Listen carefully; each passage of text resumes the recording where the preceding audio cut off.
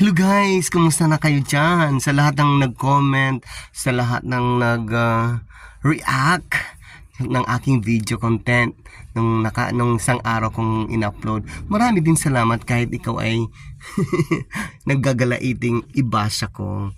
Accepted naman. O kasi tao lang naman tayo at saka hindi ko naman alam kung anong prinsipyo mo kung bakit ka nagmamaliit at ginagawa mong patay ang buhay, okay lang yan. But anyway, anyhow, marami pong salamat sa lahat ng nakipanood ng aking content at lahat naman ng aking naging reactions ay tama lang naman para sa mga normal na pandinig. At hindi ako vlogger, hindi ako namumulitiko, at hindi ako nagpapabayad. Diyos ko, iilan lang naman, 27 subscriber lang naman ako, tapos sasabihin nyo na bayaran ako. Oh my God, nakakahanap ako ng pera kasi dito sa negosyo, oras-oras may pera ako. Kaya, kung sige, tulungan nyo ako para grow yung aking YouTube channel.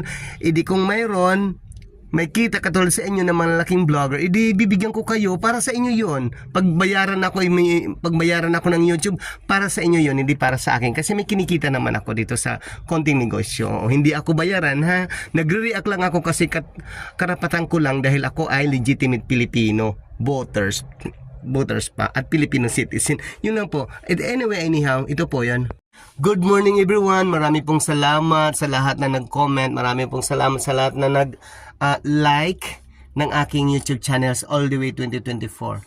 So, nandito po ako sa aking car, sa loob ng aking car. Kasi pag nasa labas ako, doon ako sa may hardware at saka doon ako sa may luto outlet.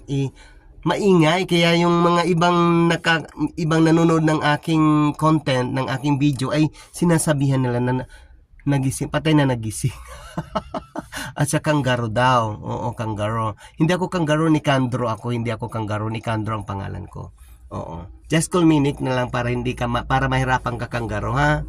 Baka yung pangalan, okay lang yung kung ang pangalan ko kanggaro, okay lang yan. Pero kung mukha naman, ay hindi naman. Malayo, baka ikaw ang kanggaro. So anyway, anyhow, marami pong salamat sa aking video content. Kaya nga nandito ako sa loob ng aking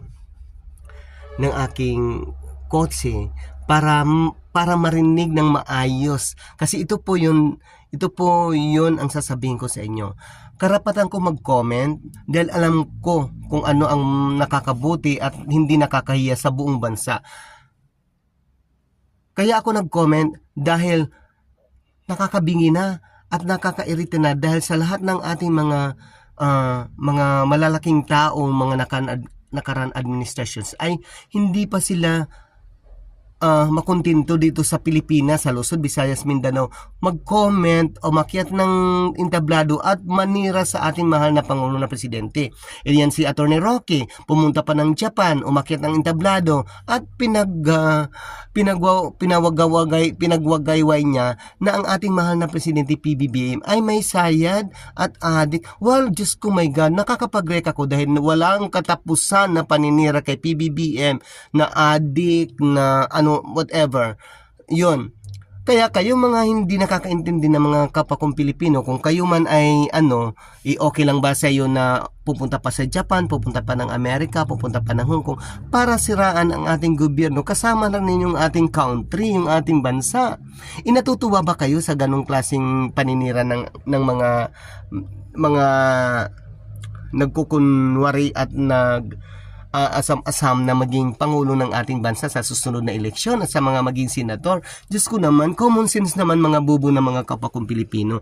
Kung maintindihan ninyo, ang pinagsasabi nila Rocky, yan, bakit ba kayo nagaano kay Maharlika na wala namang katungkulan si Maharlika sa ating government? Bakit kayo nakikinig at nanonood sa kanya?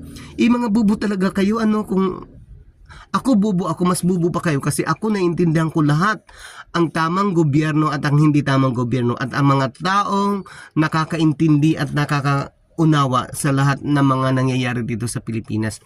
Si PBBM, yung ating presidente, nagtatrabaho siya ng insakto sa Pilipinas.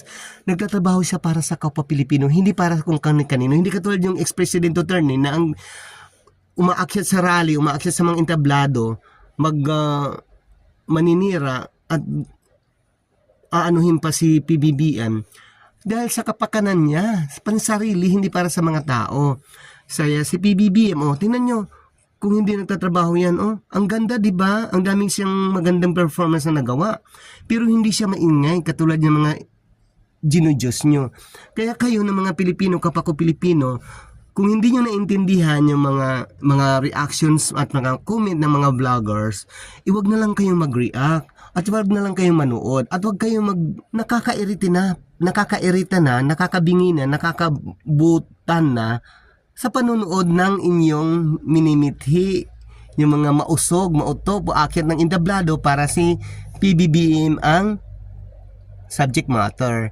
Kaya wala tuloy sa kanila nakikinig kasi ang imbis na mag-open to anyone na ang gagawin nila sa susunod na election o sa susunod na administrations ay tutulong sila sa mga mahihirap at sa mga kung ano-ano at ipapagawa nila yung may train na, may sasakyan na doon sa langit na, magandang performance na gagawin nila. Pero kung paninira lang ng kay BBM, hindi yun. Kung yung PBBM ay hindi may sayad, normal siya, hindi adik kasi nakakagawa siya ng maganda para sa bayan. Bye-bye, yun lang po. Kung may nagsasabi man na na nabuhi ako para mag-comment, oy, intoy, malakas pa to.